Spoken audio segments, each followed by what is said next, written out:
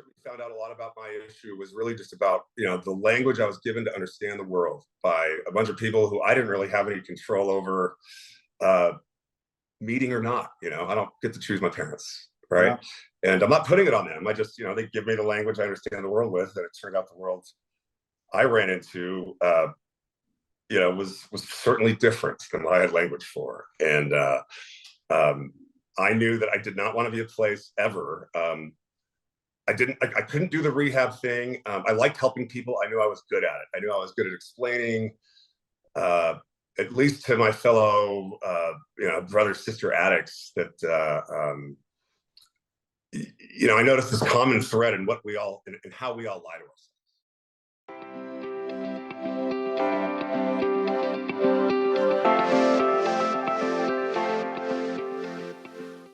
Hello and welcome to another exclusive interview by Recovery Today magazine, where first and foremost, we're a magazine hope. Whether you're considering addiction recovery for yourself or a loved one, maybe you're actively in recovery many, many years, maybe just a few days, maybe you're actually high right now and you actually need to be in recovery, you're going to find all kinds of topics related to addiction recovery and really living a happy, successful, sober life. I'm Rob Hamlin, the editor-in-chief, and always, we have great guests. Today is no exception. These ones are from an amazing facility that's called The Difference, and we're going to get into that.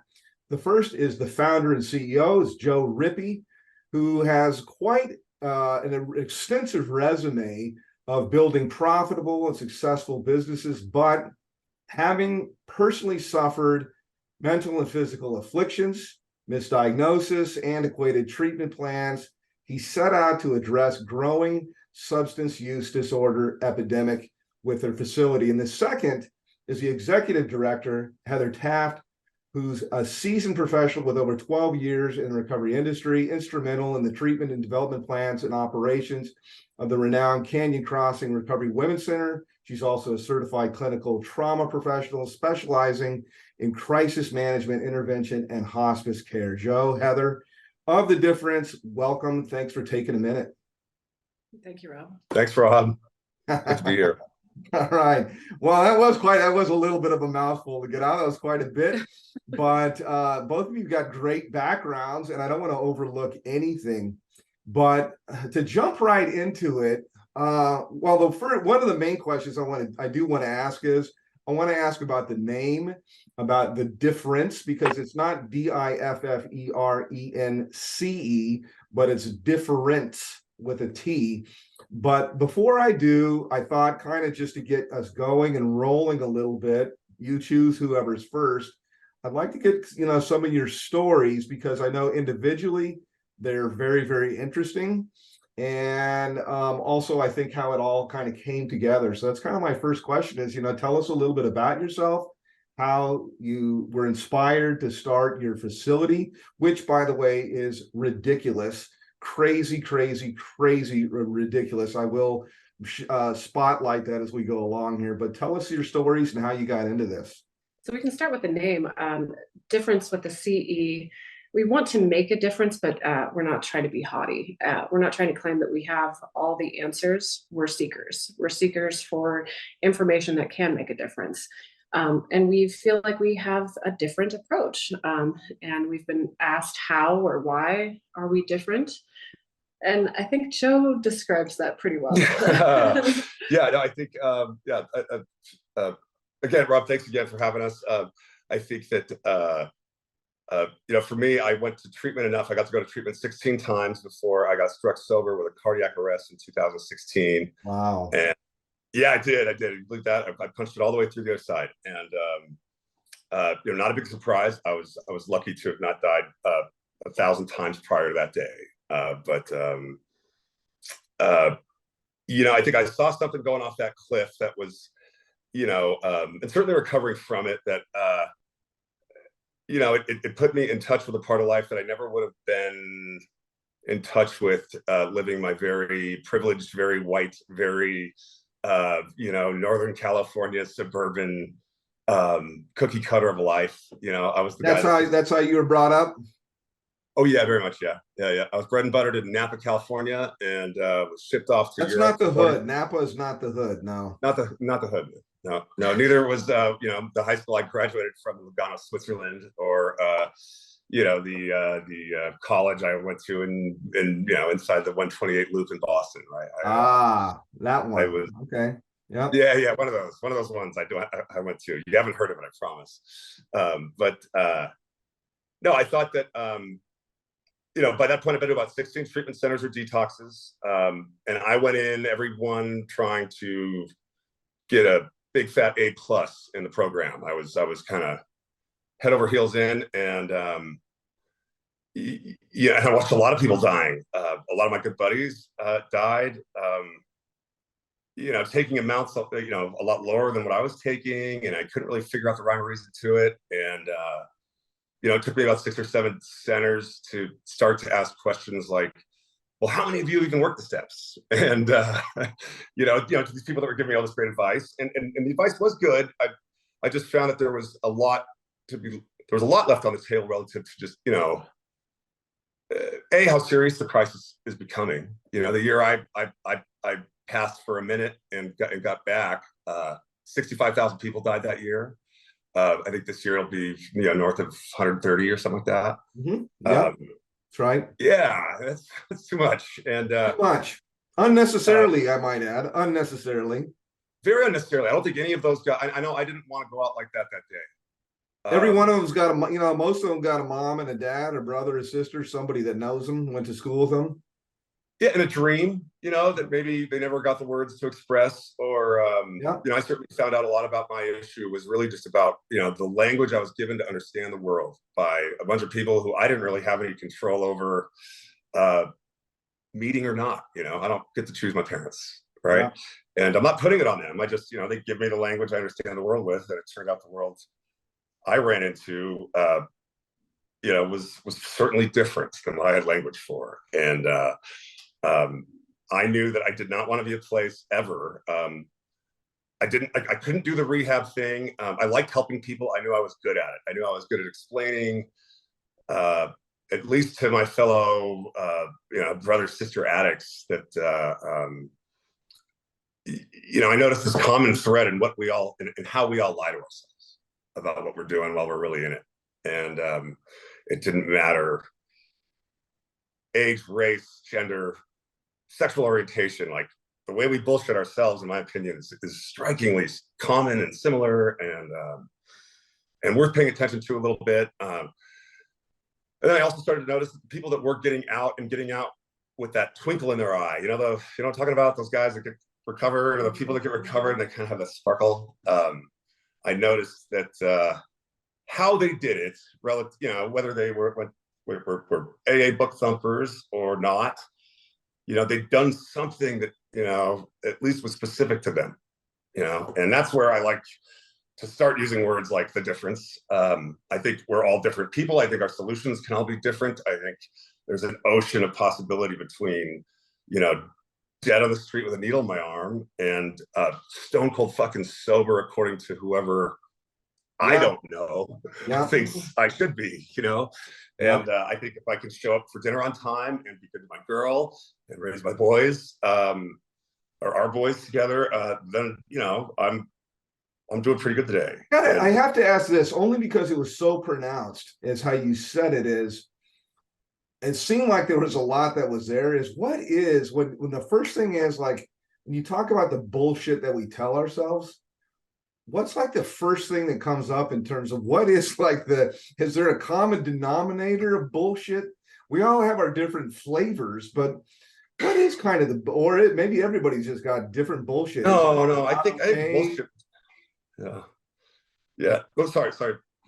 I was just wondering, like, is it that I'm not okay, that I'm a piece of shit, that I'm this, or I'm that I'm no that I think there was one maybe what was some of your bullshit, perhaps. Yeah, no, for sure. I mean, my bullshit was very much centered around what I was being. I think there's kind of a prescription in the majority of places I landed in. It sounded like, it's your inner child, it's your family of origin, and for sure, like a lot of that is at the core of it. But then, the way that I would make up ways to understand my current reality with this, with this prescription. I would notice that, whether it was a 30 some, female paralegal from Chicago who I had nothing in common with, or, a homie I'd been in treatment that's a wide receiver in the NFL. Man, we all kind of like it's almost like the words we make up about, how we fit into that bucket or that bucket were like, it was almost startlingly deja vu for me. Yeah, I mean, I think a lot of it was about my self-worth and thinking that, if I can't do it perfectly like they want me to, then I have to do what they tell me will happen. Right? What they tell me will happen is it's going to be a relapse of epic, undeniable proportions, and what was it? The miserable and comprehensible demoralization. Is that and for sure, all true. I never realized how much it mattered for me that, the key to unlocking my future in terms of either this fate or that fate was this ocean of possibilities somewhere between poles, right? Of like, I don't have to die today, and I don't have to be the most stone cold sober AA book thumper ever to eke out a great day. And I'm not an anti-AAer. I think one of the bigger reasons, there's a few reasons why I like the difference. And again, Heather built the place. I had an idea to find mostly women to care for people in a life and death situation, mostly because I just don't trust white guys in the room for profit. No offense. When it comes to that stuff, when it comes to like, hey, this guy's gonna live or die today, I don't want anyone talking about if we can make money on it in that room, right? The money guys should come afterwards when they say, hey, here's what we can do. There's a lot of places. I mean, it's really well known. I'd like to think that it's less today than it was 10 or 15 years ago. I'd like to think, but I know that like part of the model in treatment centers was literally recidivism, was really around relapse, that it would factor in to profitability and projections. And this is how many people, because most people, when they relapse, they do go back to the same place, most, as I understand. Yep. And so it factors into the profitability, and yep. Notoriously, treatment centers have actually not really been great in terms of long-term recovery, which kind of one of the reasons with my marketing mind, and I love words and wording things, is I come back around to this, name that you have of the difference. So how do we do it differently? How, and I'm wondering too, part of it, and I want to get into Heather's story as well, and I think of how you guys had connected. But before I do, I have to ask, like, 16 times is a lot of times. The only one I can think of more just personally was Daniel Baldwin. And he was, I think, 17. And that's a lot. So what was different in time number 16? Like how did you it was the heart attack that did it. You must have had a different perception or perspective or thought that occurred to you to say, wow, like what was different? Yeah. So it was waking up from that heart attack and feeling the first thing I did when I woke up from that was I turned down a pacemaker on account of it being a waste of a pacemaker. I thought I was dead. I didn't think it was gonna. I thought it was probably the best thing I could do for my son at the time was to not make it. I thought I just screwed up a heart attack. I did. Man. I know. I'm not proud to say it, but it's the truth. And I like you. I'm a big fan of words, and I believe that my lexicon, at least up until that point, was the issue. That I might have been an imaginative idea away from figuring it out, if at all, and I might have been there might not be a recipe for me yet. And it turned out that the 16 trips I'd taken before that were not successful in terms of the old model, and all those trips up until that point, and for about another 18 months until I got diagnosed with Lyme, had felt like just a huge failure and a big waste. And then although we've talked about that before, I don't want to just pass that by for anybody, because being diagnosed with Lyme, is gnarly, and it's also painful, and it is yeah, that's it. I have like I said, I have a friend that's in recovery of Lyme, and I It's think it's the awful. kind of thing that'll cause you to do a hard left turn in your life too. Yeah, I think I mean I definitely was not a guy planning to shoot up speedballs while I'm on the phone trying to do $1 million deals. It wasn't my plan ever, and that's where I ended. That's exactly where I ended up. I started out the same way everyone else did in the Dope Sick movie. The one about Purdue Pharma. That Yep, series. yep, yep. Um, that was yeah. I haven't watched it to really get it, Yep. but my story follows that. I started getting surgeries and prescribed, and then I started getting addicted, and then I got broken up with by the doctors. And I grew up in Napa, but I figured out my way out onto the streets of first San Francisco, and then any other city I could, any other city in the world, I've probably done drugs in. But it was interesting though to find out like the way time can deliver us information, and only if we are present enough to receive the information. But by not putting a needle in my arm for about 18 months after that heart attack, I ran into a woman with my mom at this point who had started ushering me around to doctors because my head's peeled open and I can't figure out why I'm bleeding and no one else can. And I knew that if anyone knew what I had, it wouldn't even be the test. It would just be the way they looked at me. Kind of the way like you find out you're an addict and an alien, right? You realize you've got your issue when you see these other people talking like you think, right? And that's what happened. And what's interesting is that puzzle piece I got. It came at the end of everything was gone by the time I got it. All my friends are gone, all my money's gone, family's gone, kids gone. And I was a guy who was born with everything. And then I amassed a whole bunch of more bullshit that I couldn't take with me into that shallow grave. However, all of a sudden those like 16 trips to rehab looked like, wow, man, that guy's trying. Because I checked myself in. I paid I paid my own way. I had the resources to do it. And that was one of the things that set me out on this mission of like, well, shit, man. I mean, there's definitely no game plan or college course you can take for the way I fucked my life up. Right? I mean, there's no like aftercare approach for that. And then it was like, okay, well, if we're going to do this rehab thing, we're not going to, I don't think what I experienced out there is enough relative to what I know about just humans in general. I mean, we are an incredibly, we evolved for the sake of it. And I don't understand why our industry, the recovery industry is, going on 70 years or so without a facelift. I think, and I definitely didn't want to be. I didn't want to, a CE on the end of the difference because I didn't want to be mistaken for someone who might have the cure. You know what I'm saying? You know what I mean? I don't want to mistake for the cure. No. Yeah. I just, I'm pro anyone who wants to help people get better.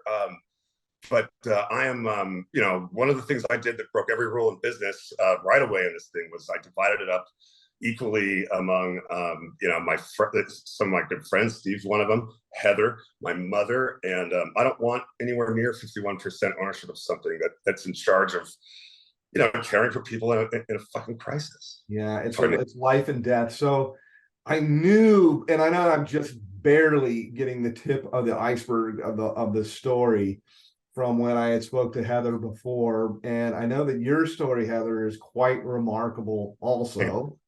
And so share a little bit, and then let's start to kind of intertwine how you two had met, and then how this had come together to like, let's open an extraordinary place. Let's open a place that's different than other places.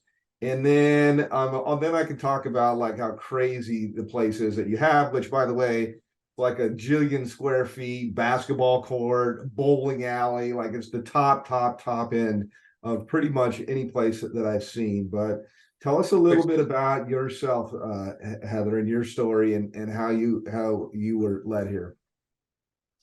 So you've heard a little bit of this story before, But I was born in Carson City, Nevada, and moved to New Zealand when I was 6 months old. And we were there. It was it wasn't a picturesque childhood at that point. There was a lot of abuse going on, and there was sexual abuse that I kept quiet until I didn't. And then when my mom went to the authorities, they accused her of neglect and threatened to take us from her, us being my two siblings at the time. So we literally packed a backpack each and fled the country, and we came Left, back to the left New Zealand. left New Zealand. Yep, backpack and left everything, just bounced. So we scooted over to Carson City again, and then the Tahoe area, and then my mom ended up with a butcher slaughterer, a 6'4" menace of a man with a 40 of Coors Original in the truck and a 12 gauge behind the seat, and temper like no other, and the most insidious rage I've ever experienced as a human. And so that was my 8 through 15 in a little town called Chilkoot. It's 50 people.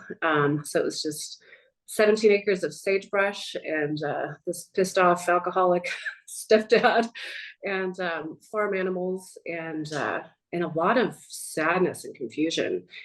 Very little parenting. We were beyond poverty level. I was in a trailer initially that ended up getting repossessed, and then it was 6 kids with the 2 parents in a shack that was connected to the trailer. It was like the add-on, and no bathroom, melting snow in the winter on the stove for water, and cooking on the wood stove. It was a challenging time, to say the least. It's a little different than Napa. I said, and I actually lived across the railroad tracks. I grew up on the other side of the tracks from Joe. The railroad tracks were actually my playground. I would walk 2 miles on the tracks to a town called Vinton to visit my friends, sometimes hop the train, put pennies on there, but there wasn't much to do around there except for try not to get bitten by rattlesnakes, and go fuck with the bull sometimes, just because. That's some small town country living there. It was, yeah, it was really small town living. I was sad and confused. I feel like a kind human, and maybe I'm faulty in my expectation that others act in the same regard. But I left. I moved out when I was 15. I had had enough, and I decided to go at it alone. And at 16, my mom was moving to Monterey with her new boyfriend, and so she invited me to come along, and I was so excited. I thought we were going to this house in Pacific Grove. At 16, you were invited to come along? Yes.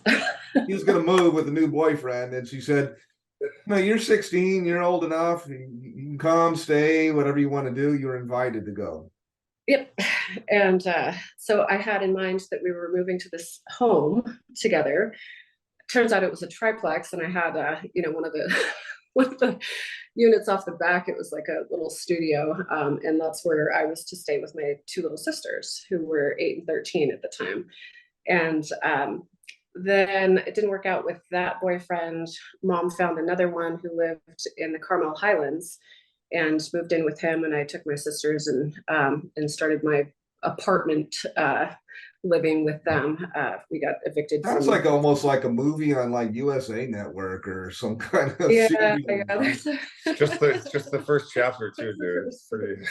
So I worked. I always worked. I babysat the local Chilkoot kids at 8 when we moved into town, and then I worked at the butcher shop at 12, scrubbing the floors and cleaning up the meat saw. And then I worked at the local Frosty at 14. So I worked hard, and I went to school, and that was challenging. In Monterey, it started to kind of dawn on me, the reality of the situation. And I think I had just kind of been caught in the mix up until that point, but it started to settle in when kids in school were talking about their curfews or their rules. And I didn't have any. I was parenting myself, and I had really shitty tools, and it felt like, no one cared, to just give me a little oversight or a direction. And mom's childhood made mine look like a picnic. My grandmother killed herself when my mom was 16. My mom was in and out of foster homes, had incredible abuse. And yeah, really, really tough story. So my Is she heart, still my around, heart, by the way? pardon me? Oh yeah. She is. Yep. Yep. Mhm. And we're close. I have an understanding for what she had. She had shitty tools too, and she did the best that she could with them. And so I don't put any blame on her in that regard. I'm one of four siblings from my mom, and we all have different fathers. And I knew about this guy who might be my dad, and I didn't really try to look for him. It was pre-information age in a sense, Facebook and whatnot. But I did end up finding him when I was 35, 35. And I was pregnant with my first son, and something sparked in me to it was the desire to tell my child about his legacy and to find some answers before he came. So I ended up finding him. He was a radio DJ in Carson City, Freddie Freestyle. He was this skier talk show host, and I found this guy named Fred Taft on the internet, and he belonged to a group of ex radio DJs from Carson City. So I thought that had to be the one. I reached out to him, and he emailed me, and it was like I was writing a letter to myself. What I was reading was as if it was my words. It was the strangest thing. The vernacular, the tone, it was all so familiar. It just resonated with me. It was beyond belief. And then we met, and he handed me my family legacy, all of my people's. And it turns out our stories were so intertwined. It stunned me. I mean, it took my breath away. Growing up in this area, in the Reno area, we would drive from Chilkoot to Carson City to visit my favorite uncle at times. And I would watch this windsurfer on Washoe Lake. Washoe Valley's very windy. And so it's a perfect spot for that. There's this really shallow lake called Washoe Lake. I'd watch this windsurfer skipping around. I'd see him out there all the time. And anytime we drive by, I feel like I was watching out the window. And turns out, odds are it was my dad. I was I was watching him. He was one of the only people out there at the time to windsurf Washoe Lake. And then I'm digressing a little bit. I ended up moving to Puerto Vallarta, Mexico, on another one of my mom's adventures. And turns out that he had a bad relationship, and that same year, and bought a trimaran. He sold all of his stuff. The girl wiped him out basically, and so he sold the rest of his belongings and bought a trimaran and went sailing for 2 years, and ended up in Vallarta, where the hurricane crashed his trimaran, and I was there at the same time. So all these parallels, we just kind of like we were kissing each other along the journeys. And his is a heck of a one too. He was a emerald smuggler from Colombia at one point, and just up in BC, living in the hills, mountain man, eating cool guy, much Fred. mushrooms and acid, and trying to figure out the meaning of life. And his story was hard knocks. His dad was an alcoholic, and his mom used to like to fake her own death in front of them. And he ended up living in a chicken coop and working in a grocery store that funded his college. And he became a journalist. So, so yeah, lots to that piece. But fast forward me a little bit into your recovery story. Not to like, I mean, well, because I could do 5 chapters just on the preamble up. It's like, look at the emerald smugglers and Puerto Vallarta and what happened in Monterey when I was 16 and living with my sisters, I started seeking. I was 16 and reading the Tibetan Book of Living and Dying. I was soul searching to the umpteenth degree, and I remember picking up a book on trauma and abuse, particularly sexual abuse. And there were certain markers. There were about 10 or 12 symptoms of that that I didn't recognize at the time. Within a year, I did. And it was mostly around really impulsive, just, self-destructive, reckless behavior. And I was already drinking at that point. When a family member got me drunk at 8 on New Year's, and I blacked out, and that's a pretty strong marker of At the 8. little alcoholic gene, right?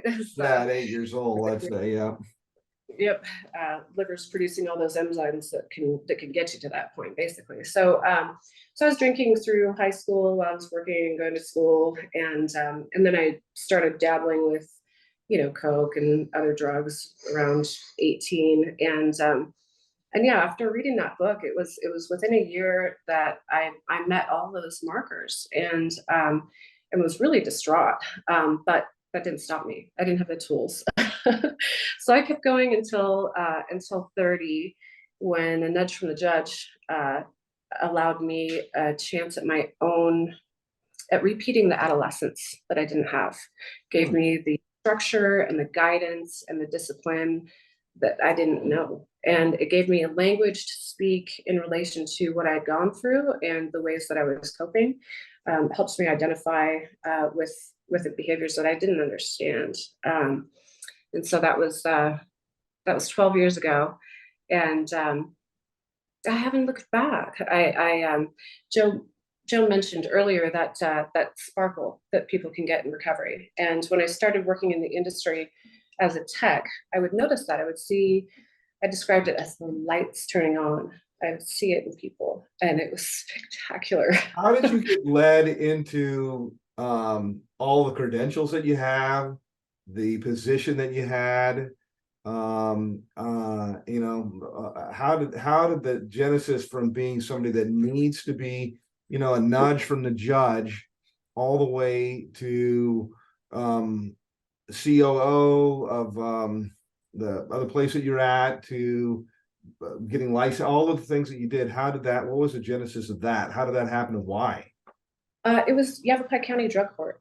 I was ordered to 18 months of drug court, and at the time, I thought it was a punishment. I thought it was the cruelest thing to order me to stay in Prescott, Arizona for 18 months because I couldn't wait to get out of there.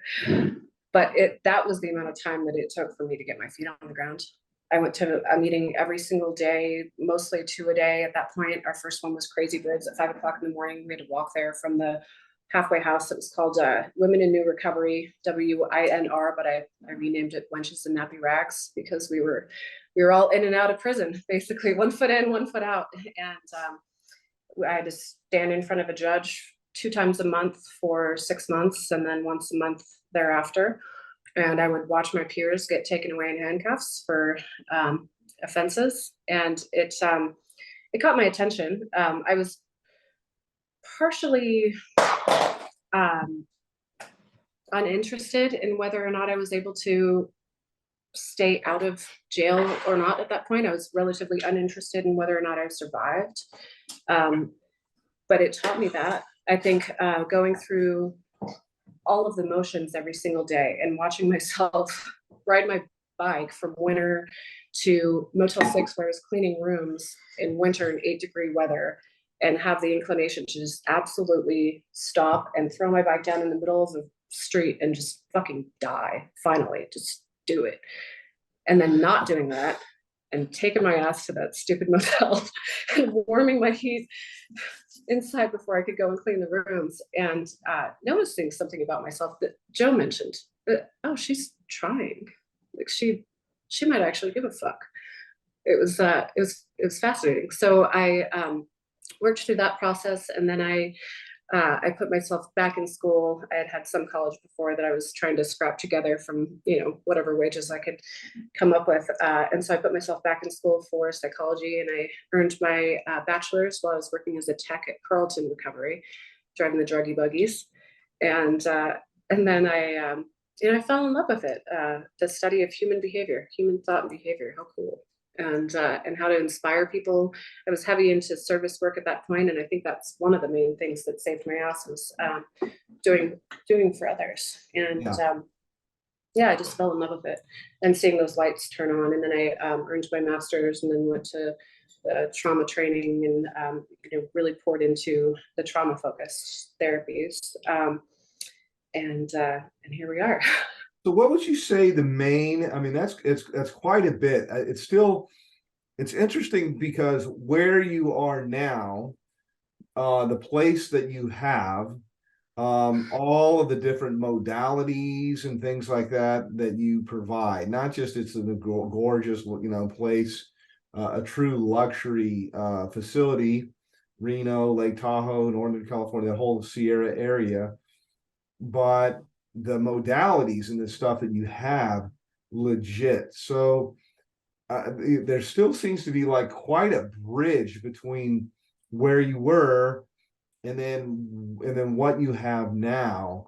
But I guess kind of to transition over, because I want to talk a good amount about your facility and about, what is it that is, a standard question I'll ask a lot of times is 12-step, non-12-step, but I know that it's holistic. I know there's not anything like, oh yeah, we don't like the 12 steps or something like that. But what is it that you would say if someone were to ask you, like, what are a few things that make you different than other facilities? I think that you don't know what's going to stick with any one individual. It's like throwing darts. And so if you have a big enough dartboard, you're going to get a hit. And so we are trying to offer enough meat on the bone for people to chew on that something might get through. It's different for everybody. Yeah, I mean, I noticed in my treatment run that about, they had 4 hours of the day covered pretty well with some pretty world-class stuff, right? With pretty world-class people in most cases. And we have that. We have all of that. We have those 4 hours covered with some of the best and brightest I've ever met in the industry. Heather's no exception. And, but there's 20 other hours a day that, at least in the businesses I've run in my past or been a part of my past, like you don't get away with service levels where you're letting your clientele hang, so to speak, for 80% of their experience with. Yeah, what are they supposed to do? What the fuck? And then, I start adding up the, I'm not a math guy. I was a philosophy and photography major in college. And but I've done enough, I've built enough budgets and enough pro formas and executed enough of them to know that, like, and, it didn't add up. Like, it didn't add up at all. The amount of money we're paying, and then, like, just these big gaping holes. Like, and, I got some kid who I found out, on my second month was, he's only got like a month sober, and they found him in an A meeting, and he's never, whoa, like, inmates running the asylum here kind of thing. And, and then I started to get really interested in this idea that, like, maybe we just, Jonas, what Jonas Salk was? Jonas Salk cured polio. Yeah. So Jonas Salk turned down the Nobel Prize when they offered it to him for cure polio on account of being the 200th piece of a puzzle, he said. He said, that the other 199 guys before me, I'm just Jonas Salk. No one knows who the fuck I am. No one cares. And, to that end, he actually blamed his finding the cure for polio as the thing that ruined his career, because it was all anyone ever wanted to talk to him about after, right? And I figured that maybe we are, and not that we're the Jonas Salks of the recovery industry, but maybe, we're puzzle piece number 2. If Phil and Bob came up with the first one, maybe the difference is the second one, and that someone else might be a third and a fourth and a fifth. I do not think that addiction and mental health or mental illness are the cancers or we've found more curative solutions for cancer and AIDS in less time as a species than I think we have for this. The data is all I look at. I'm not a clinician. I'm a business guy after I'm kind of an artist. I was an artist first, and I grew up in a place around some people that didn't want me to be an artist. They wanted me to be a money guy. So I did that for them until it killed me. And then, I wasn't going to do that again without all the drugs on earth. So I had to find something I would have liked doing. And here we are. I figured this was as good a thing to lose my seat over as anything I've ever been around. I believe everyone with an addiction issue ought to find a fight to get in when they're done using. And I don't mean like a fist fight. I mean, go get in a fight with go find another mountain to climb. You know, So what's in terms of purpose, what is my purpose? For sure. Yeah, yeah. I believe if you're willing to wait for that, you know, the universe will show up and give you the ting that you just can't ignore. I do believe that. I do. Joe calls it the why. And so we're very interested in helping people find their why. How do you do that? How do you do that? I think by letting them know that they're in a place where it's possible. You know, first you let them know that it is possible. I didn't know that that was you know, the way I was raised, like, you don't do that stuff. That's kind of for the, you know, for the weak. You know, fuck your feelings was definitely at the top of the list of stuff I was taught. I resented my feelings, and now I think my feelings, especially my real vulnerable and scary ones, are the most interesting parts about me, for the most part. And certainly anyone else. Like you know, my heroes went from being like the you know, the Gordon Geckos and the fucking Elon Musks of the world to like, have you been squished? Have you really been? And how'd you get up from it? You know, because that, I think, is pretty cool. In terms of like the Rocky story, nobody cares anyone, about yeah, Biggie Six story. Anyone. I mean, I don't care if you're a baller or not. I mean, if you manage to get up from what I would call insurmountable odds, and my story is no, I think probably one of the main reasons why I survived my thing was, because I knew enough about the world to know that a lot of what I was being fed was bullshit. You know, I've gotten so many great accolades my whole life for being this rich white kid from Napa with some money in his pocket that, that I knew didn't matter. Well, it mattered very little, right? When it came right down to who was giving me these great compliments and what they were willing to do for me when I needed help. Mm-hmm. The answer was nothing. They weren't, they were willing to do absolutely nothing for me when I wasn't able to pick up the check. So take me through a little bit of the process that people undergo when they come to your facility, and tell me a little bit about the facility and some of the kind of the clinical modalities and some things like that you guys do. Like, what is their experience when they get there? I'm assuming they're pretty blown away because you're like freaking on top of a mountain, I think, or at least picturesque stuff. So take me a little bit through the journey that a client has, that their experience, what they would expect.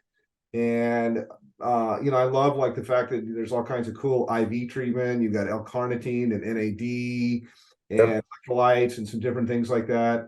I assume that you're medically assisted in terms of detox. Now we're talking about things like purpose, so psychotherapy. Like, what is it that what speaks to you, and some things like that I love, combined with the fact that the facility's got a badass indoor basketball court, and it's got a bowling alley. That blows me away. So I mean, it's so, and actually, honestly, speaking to you too, and then getting your story, it's so different, honestly, than I would have expected too. Like, it's so odd. Like, not that you're a nonprofit, because you're the opposite. You are a luxury, and I'm just saying the word. You are a luxury treatment center, world class. Willing, yeah. But the interesting thing is, like, I spread it around all my partners, and like, I don't give a fuck, and I don't this, that, and the other, and just even. It's interesting to me, like, even to meet you and have this experience, knowing what I know is in the background of the facility and stuff that you have. It's so the opposite of pretentious or self-promoting. So I want to promote it because I think that it's kick-ass, and your part of the story actually adds to it. So tell me the experience. Somebody comes up, like, what do you want them to see? Obviously, we want them to be well, and we want them to stay well. So we want the treatment to be legit, not just like it's a kick-ass place. But take me through, maybe the both of you, take me through that. We will, and I'll just give you a little bit more backstory on how we got to that point. Joe mentioned being on the receiving side of 16 different treatment centers, and relatively nonplussed in those experiences.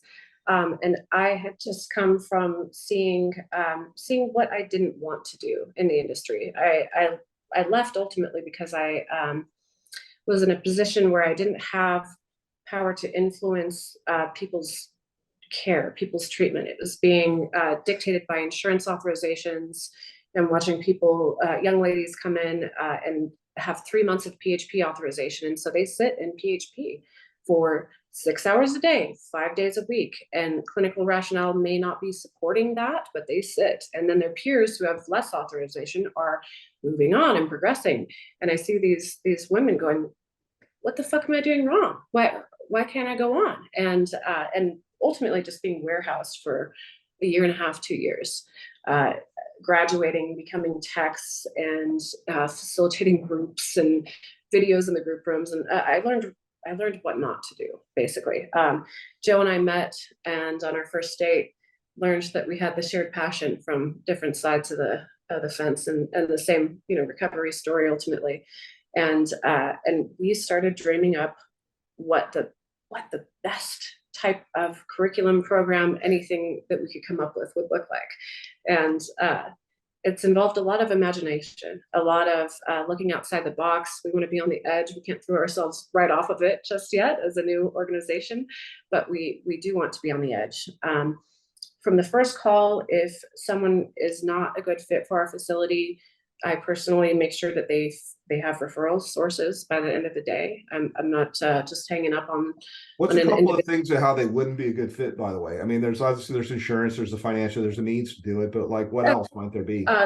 So we don't work with Medicaid presently. If they're too acute on the mental health side, like SMI, severely mentally ill, we're not quite equipped for that. If their detox is, if their levels are a little too high for us, we're just a step below medical detox, so we can take, pretty acute cases on the detox side. But so if you can't help them, you're referring them out. Yeah. Yes. And we don't work with minors. And that's about it. But yeah, we refer them out. If they would benefit from assistance in traveling, we'll go pick them up.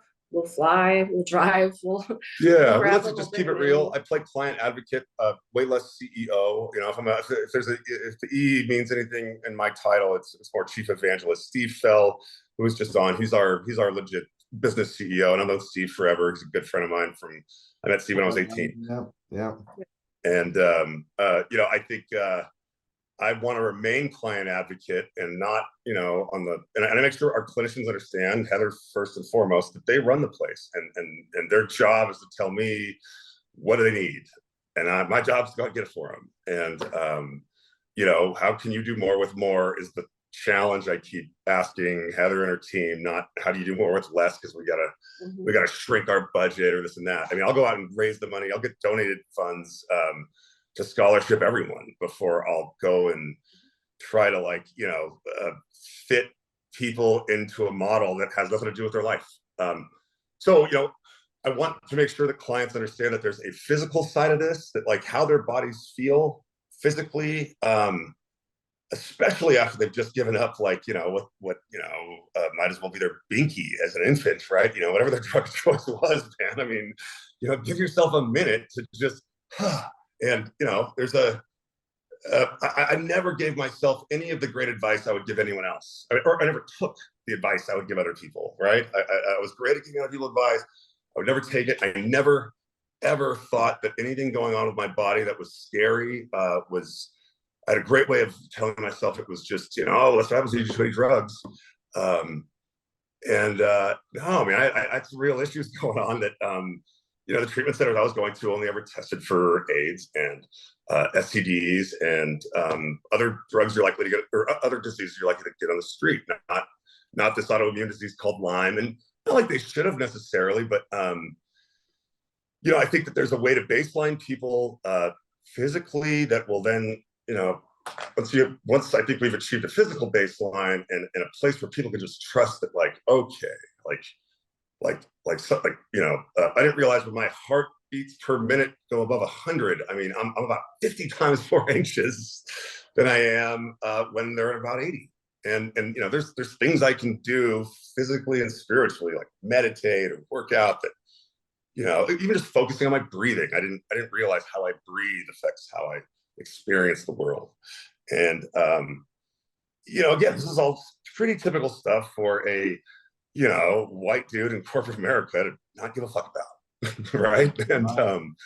I I just felt like, if, well, I felt two things. One, if it's come to Joe Rippey to be the guy to go out and champion to corporate America, hey guys, you got to get in touch with your feelings. Like, maybe we're in big trouble, but I'll go down swinging on that fight for these guys. They're kind of like my kin in a sense. But I think there's just a lot more that goes into it that like neuroscience can explain before dogma can.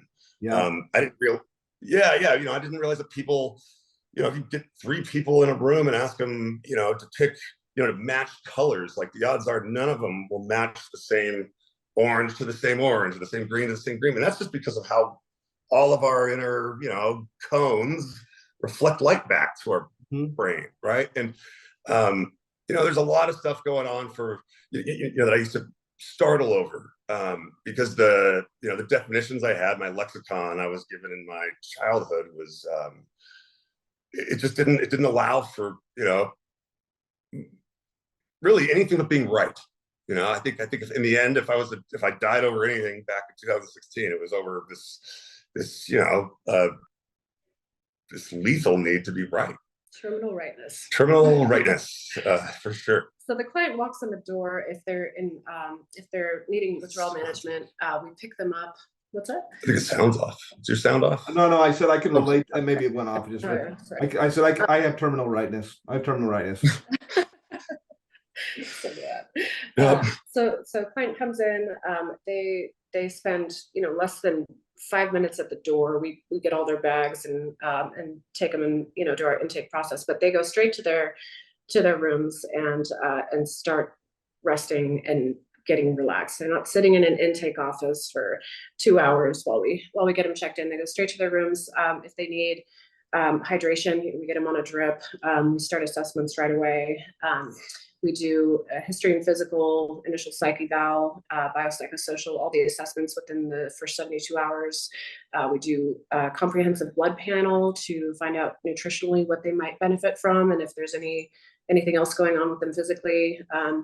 We initiate any medication therapies that might be indicated or beneficial, but we also collaborate heavily with the client in that regard. I hold informed consent to the utmost value and esteem. And so we bring the client into the process. If they don't want to rely solely or heavily on medication-assisted treatment, we have the options of adding NAD or doing some of the other therapies to help mitigate the withdrawal symptoms and help them feel better. MERT is very helpful with that as well. So we have options, but we get them in, we get them settled, get them feeling well, get them into groups, and we get them engaged in life again. As soon as they're able to be on their feet, we're getting out there and we're exploring, we're doing stuff. We're right on the trailhead. The Thomas Creek trailhead is our driveway backs up to that beautiful stretch, miles and miles of hiking. You're right on Lake Tahoe, right? We are. Yeah, about 15 minutes from Lake Tahoe. Yeah. We have e-bikes. We have, we can do all the winter sports, summer sports at Tahoe. You name it. Really? So, like in the winter, you'll have people come there. You figure it. People come there, and you'll go take a trip to Heavenly, or what? I'm trying to think what they call it. Heavenly, is that what it is? We're 20 minutes from Mount Rose Ski Resort. Or yeah, we want to be. There's a bunch of great resorts there. On the California side was I forgot. I've skied Lake. I love Lake Tahoe. Wow, Kirkland, yep. Alpine, North Star. I mean, some top-notch places. We also don't like to let people's. We just had a gentleman leave that he'd been in jail for about 50 days prior to coming to us, and then before that he was pretty much he was living a life that only meth can deliver a human, and he was got almost a year behind on his mortgage. His house was in pre-foreclosure, and that was all stuff that when I was in treatment, I never had a house in pre-foreclosure, but I had a lot of my life's issues that had just fallen by the wayside. And I was reminded every day, just that now, like, you deal with that when you get out, you deal with that when you get out, you deal with that when you get out. And a lot of it was pretty benign stuff. I mean, some of it maybe was stuff not conducive to my, immediate recovery, but I think that letting that stuff wait for these individuals until they're out, just so that we can have a plausible deniability around stuff where you might not be, well, it might not be in a clinician's wheelhouse. It's definitely in my wheelhouse. I mean, I've opened 280, small businesses, and well, I knew that's what I said at the beginning, like a pretty impressive resume, 280 small businesses. Yeah. And by the way, for anybody that's getting the idea, it's pretty baller too. I mean, when we're talking about, the thing I'm thinking in my mind is like, here's a guy that wants to do good, that made a freaking lot of money, had 16 times in treatment, and then however you become you connect with Heather, and you have this idea, like, if we were going to make a badass place, and maybe I'll say, and money wasn't an object, and we were going to just do, like, what would be the most kick-ass thing that we could put together, and where overall we put, I get the roots to, that Heather had grown up there a little bit. Freaking Lake Tahoe is insane, ridiculous. It's so gorgeous. Am I right about that's kind of how this all started to come together? And I think Heather told me I'd buy that house right up there. Is that right? Is that? Yeah, I wouldn't do it until I met her. Maybe some of it was trying to impress her that I might be able to get it done. It was a Hail Mary. It was a Hail Mary that, yeah, for sure. It was a Hail Mary you throw from one side of the field, and you have to run down the other side and catch it yourself. And then Steve, who, Steve, the other component, or one of the other components of this, had told me that you really gone out and hired, like, just besides obviously all of the uniqueness and amazingness. And I love the whole idea of the chief evangelizing officer. I love that, chief evangelizing officer. But you've hired like some really badass clinicians too. That really know the nitty-gritty of stuff. So am I wrong about kind of that? Because that's what I had looked at. I was like, no. Kick-ass location. Then I was like, wow, they got some really unique treatment. And then now having you guys kind of fill in that other piece, like, wow, these are some interesting people that are behind this here. It's pretty cool. We like to play. We like to have fun. We like to be engaged. We like to be stimulated and passionate. And I don't think recovery has to be as droll as it can be made out to be. So we have that aspect. We have all the activities, all the options. But on the clinical side, our clinical director came from a nonprofit organization. We pulled her out of retirement, and they were doing truly integrated care with recently incarcerated guys showing up without shoes, without teeth, without licenses, without phone, without life, for sure, nothing. And they are getting them on their feet. They're working. They're getting all of those things taken care of on a nonprofit. So I went to Denise Everett, our clinical director, and said, build me a curriculum that is devoid of any budgetary constraints. What's your dream? What are all the modalities? That's what I'm getting at. What is your dream modality? Yeah. So it's working with companies like the Change Companies, who develop curriculum to help those incarcerated. They're reducing recidivism rates by like 30% at the prison level. Teaching people how to act when they get out, giving them the resources, helping them focus and hone in on their directions and their goals. So we're doing all the traditionals, the CBT, DBT, REBT, so cognitive behavioral, rational emotive, cognitive processing, EMDR, eye movement, desensitization and reprogramming, coupled with the MERT, which is it's similar to TMS. It's kind of the reprogramming of the neural pathways. I think of it as like bunnies hopping through a field, and it makes a little track, right? We're getting the brain back on the track. It's like a direct line to the attempt or to what neurofeedback tries to do, right? Neurofeedback tries to like guide the brain back into protecting. I'm familiar with it. Yeah. Right. And then we're doing family work. We're doing multiple therapies with families. We'll add on family workshops at some point. We're not there quite yet. I didn't know that. I didn't know that you were doing stuff with families too. We'll do family communication. Clearly, it depends on the families. I think all the time. I think sometimes the families people are coming from, like, I know in my case, and I never would have thought so in any of the treatment centers that my family never showed up to for family week, but I had to find out after I went home sick and finally got to like sit and watch and not, necessarily be the tip of their spear, that it was not a healthy place for me to be around. Yeah. So the aspect on that one is if indicated, if there's clinical rationale, if it would be beneficial to the client. We do acceptance, commitment therapy, motivational interviewing. So all the kind of traditional stuff there. But then we add in, we do yoga or mindfulness daily. We do transcendental meditation. We really try to bring in some of the jujitsu. Other We do aspects. music. Heather's brother, who we helped get clean. He's been a musician in a band for 20 years, and he comes up and teaches clients guitar and music therapy, art therapy. Yeah. I do a lot of art. I teach people art hacks. I've become quite an artist with, or a decent artist using I take photos and I project the photos onto canvas, and then I trace them up, and they look decent. They look okay. But I love the skill development, like painting and art classes, 3D printing. There's a freaking skill behind 3D printing. We do that. Yeah, we do that. We have a 3D printer for sure.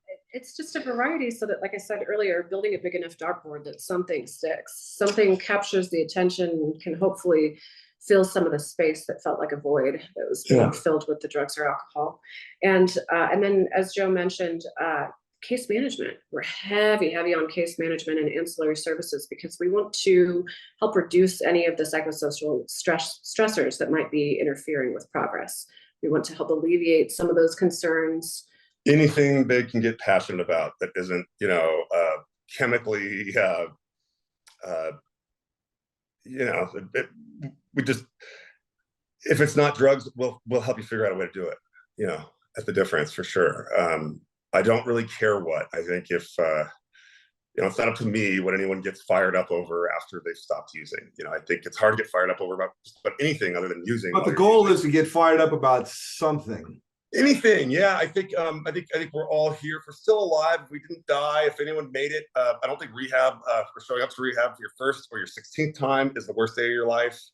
I think it's, I think we are surviving something more and more. I do believe that the drugs and alcohol are a symptom of something, at least in my case, man, super obvious now. It took me a long time to find the words to say, like, I don't know what is on my skin and it's scaring the shit out of me.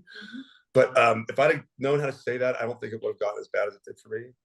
Do you think, by the way, I hesitated to ask about your recovery of Lyme, because I wanted to kind of build a little bit of momentum actually about some of the kick-assness that your facility has. But I got to ask, do you feel like some of the trials and tribulations and treatment and quest maybe that you've had on your journey to become well from another horrific disease from Lyme, do you think that has been maybe somewhat of a blessing in disguise in something for sure additional that you can bring to either from all perspectives, the empathy, the finding purpose, like why is this happening, and then also the tangible like treatment modalities that you guys have?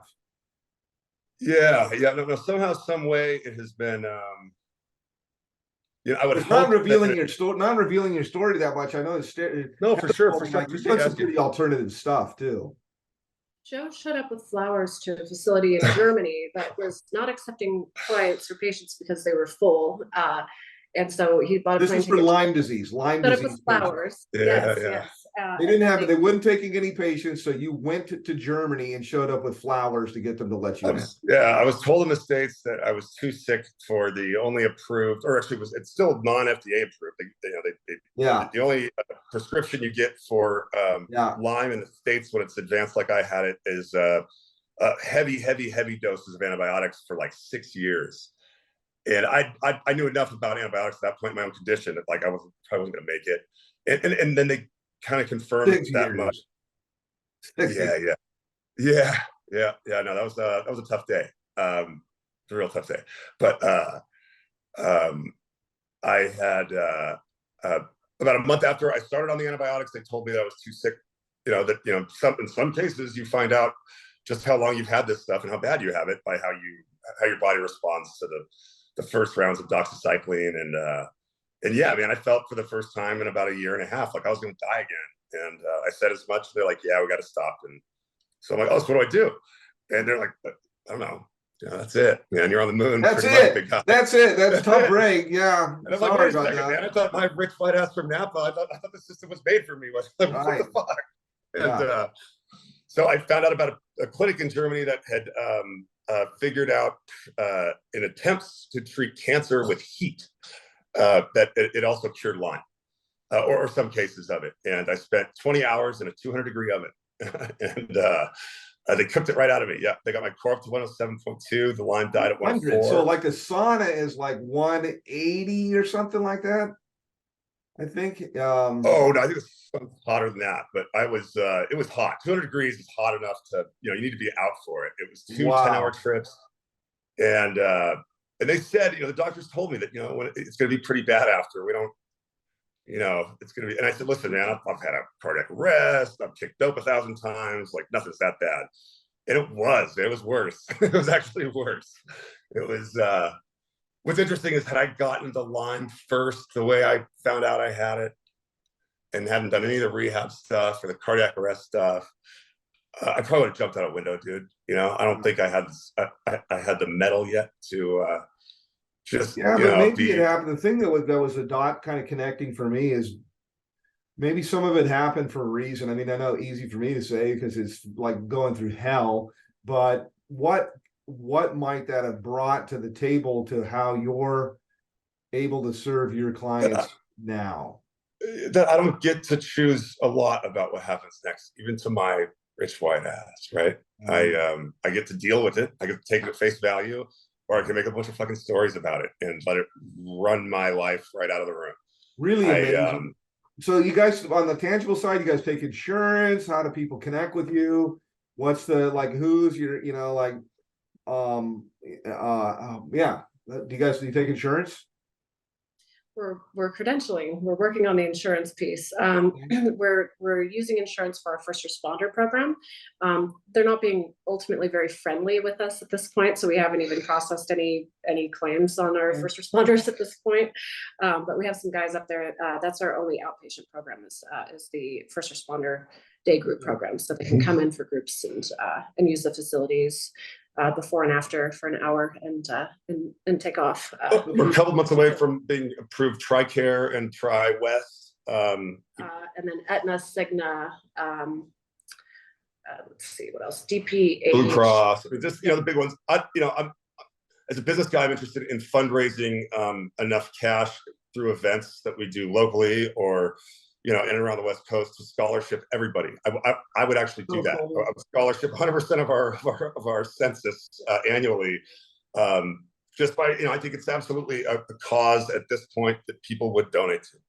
You know, I don't know how we would pick who gets to go. I know I don't want all that responsibility, but you know, as we head down that road, and we will try it, we'll put together a group of, you know, like-minded individuals and enough for it to look like a, well, you know, make sure that we, you know, it's a consensus thing, not a, you know, you know, like so cool, man. So like I said, seeing this last kind of this other piece, I would say, of your place and getting to know you a little bit more has really been, you know, really pretty and really enlightening. And like I said, it's not the usual that I run into. Usually it's much more like straight up business and here's what we want to do and this, that, and the other. And I just, what comes through for me is just some cool people that have the means and have had a lot of success and some bumpy roads and interesting stories. I want to pay it forward with, you know, what would the coolest place we could put together look like? And that's kind of how I'm envisioning most everything that we talked about.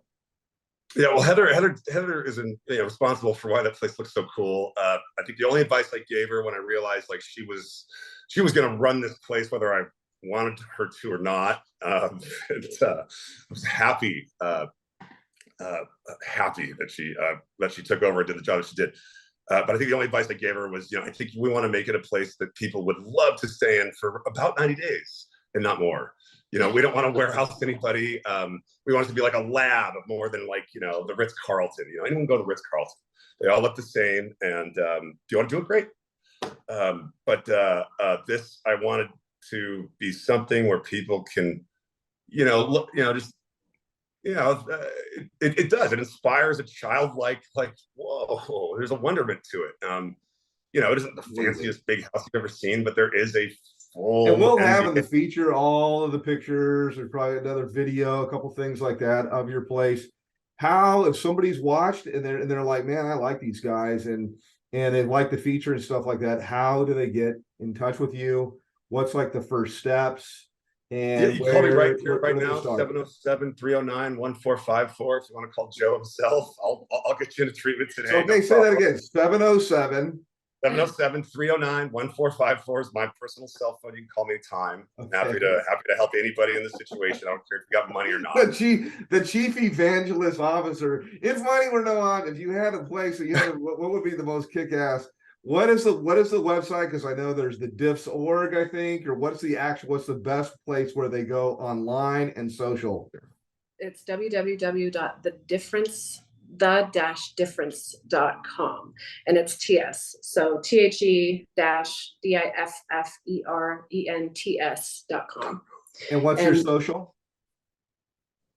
So wait, Instagram, Facebook, anything like that? Oh, yeah. Oh, I thought you were asking for my social security number. I was like, wow, we're getting real. Okay. You just look up the difference with the TS. Okay, the difference. Okay. LinkedIn, Insta, Facebook. We'll have it all on there. Yeah. Anything, any last comments that you'd like anybody to know or anything like that? Any last kind of shout outs? If you call the 1-800 number on the website, you'll get Joe or I as well. You're Okay. welcome to call his cell or the anytime. number. It gets routed to me, the 800 number, and happy to help. Well, happy to help anyone. And then, also we believe that change is real. You know, that was one thing I had to keep telling myself when no one was giving me any good feeling about my future, right? And sometimes, just we're time away from the answer. Sometimes, there might not be one yet. Things have to change first. And certainly, my life's gotten a lot easier once I started living by at least, those types of rules, right? And then paying attention for people that, I think the other thing like people don't understand is that, whoever's in your tribe today might just be the people on the street you want to say what's up to, not necessarily the people you came from. Yeah. You guys are pretty cool people. Thanks, man. Well, with that, I'm going to go ahead and stick the landing. This has been another cool, interesting, really cool stories. Place with my new friends, Heather Taft, Joe Rippey, The Difference. And this is a wrap. Thanks, man.